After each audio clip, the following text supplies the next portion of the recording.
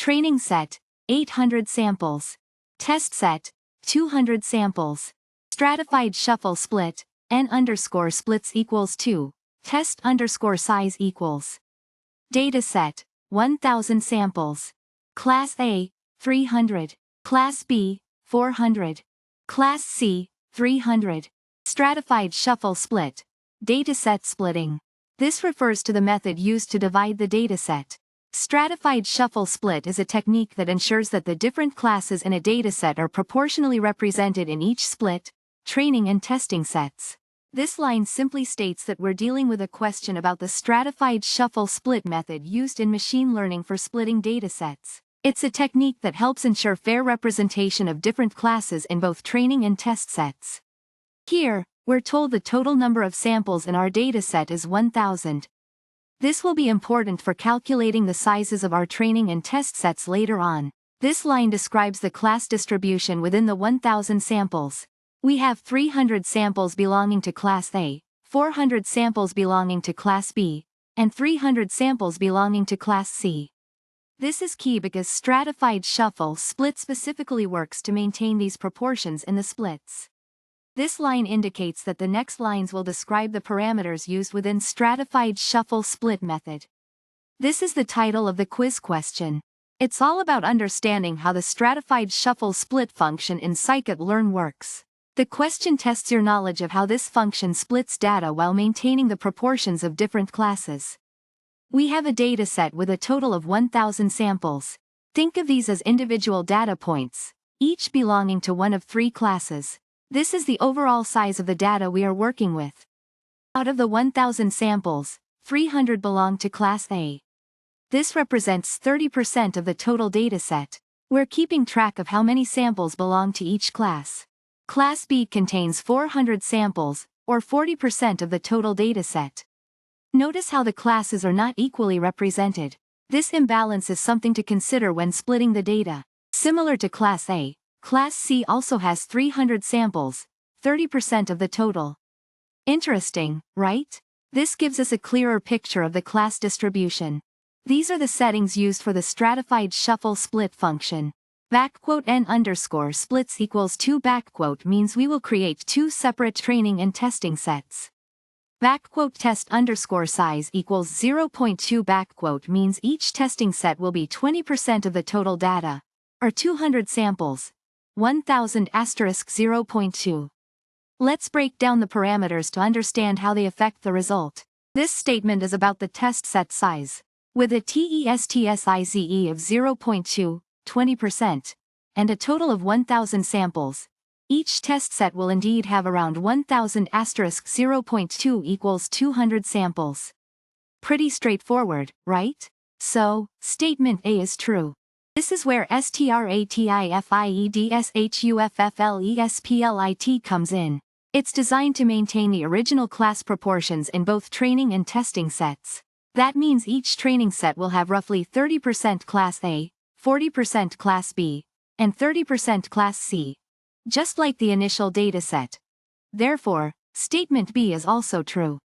Similar to statement B, because of the magic of StratifiedShuffleSplit, the class proportions are preserved in the test sets as well. Each test set will also have approximately 30% Class A, 40% Class B, and 30% Class C. Statement C is also true. Let's discuss this point. StratifiedShuffleSplit uses randomness unless you specify a randomstate. Without a fixed randomstate, the splits will vary each time you run it. Therefore, statement D is false. This line introduces the core concept, a quiz question focusing on the stratified shuffle split function in Python's scikit-learn library, which is used for splitting datasets while maintaining class proportions. It's all about how this function handles dividing data into training and testing sets. Are you ready to dive in? The problem statement begins by defining the dataset size. There are a total of 1000 samples, which are individual data points. Think of each sample as a single row in a spreadsheet. What could this size indicate about the complexity of the problem?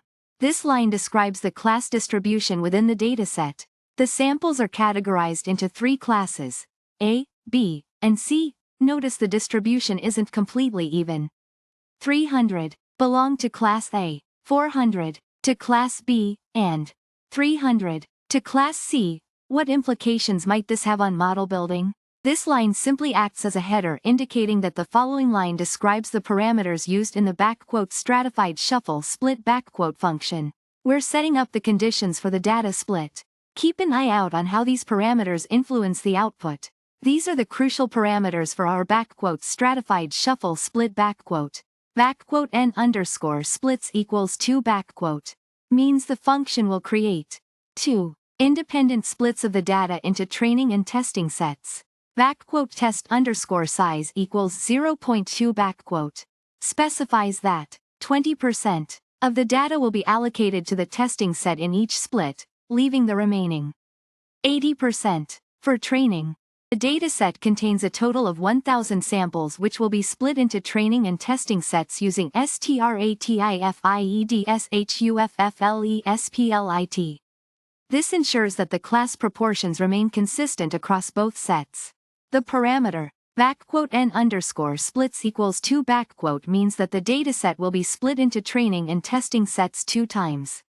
The parameter test_size equals 0.2 indicates that 20% of the data, 200 samples, 1000 *0.2, will be allocated to the testing set for each split.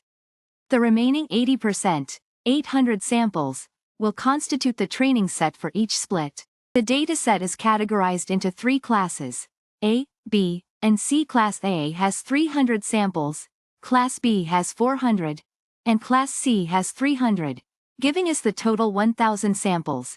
This information is crucial for understanding how StratifiedShuffleSplit maintains class proportions during the split. This is the core question of the quiz problem statement. Based on the given information about the dataset, the class distribution, and the parameters used in StratifiedShuffleSplit, we need to evaluate the validity of the provided statements A, B, C, and D.